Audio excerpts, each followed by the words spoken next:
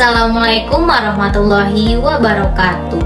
Perkenalkan, kami dari kelompok 2 yang beranggotakan saya, Anastasia Amalia Soleiman, Eka Novia Syafitri, Nadia Rahma, dan juga Revalina Septia Andini.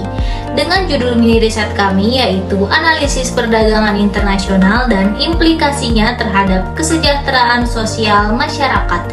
Di video kita kali ini, kita akan membahas tentang perdagangan internasional Indonesia dan dampaknya terhadap kesejahteraan sosial masyarakat.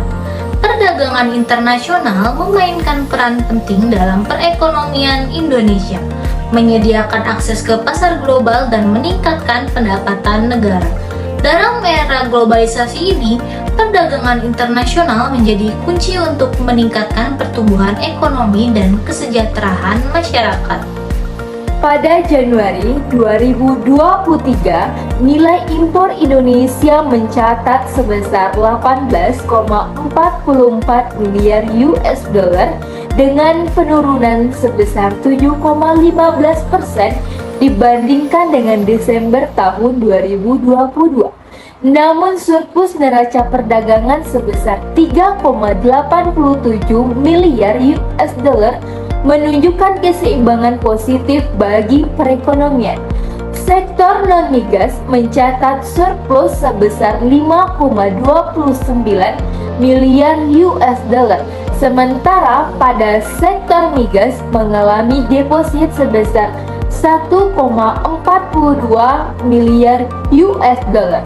Negara Tiongkok, Jepang, dan Thailand menjadi negara pemasok terbesar bagi Indonesia.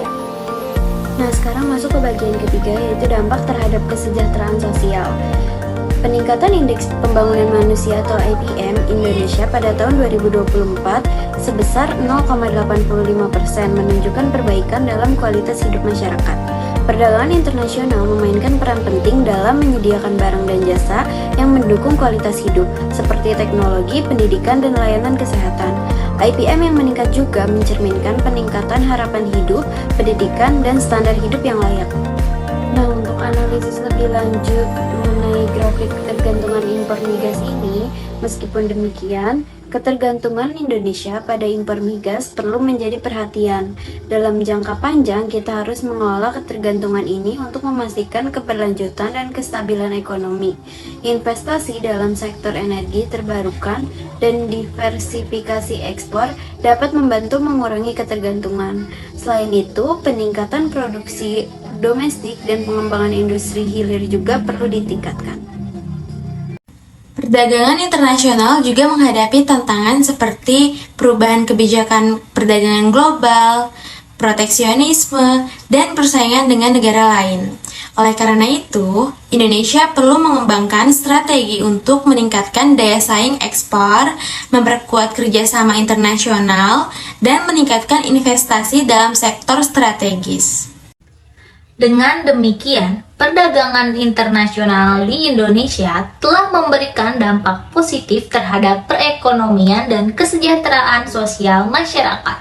Mari kita terus mengembangkan strategi untuk meningkatkan kesejahteraan sosial dan kestabilan ekonomi, serta mempersiapkan diri untuk menghadapi tantangan global.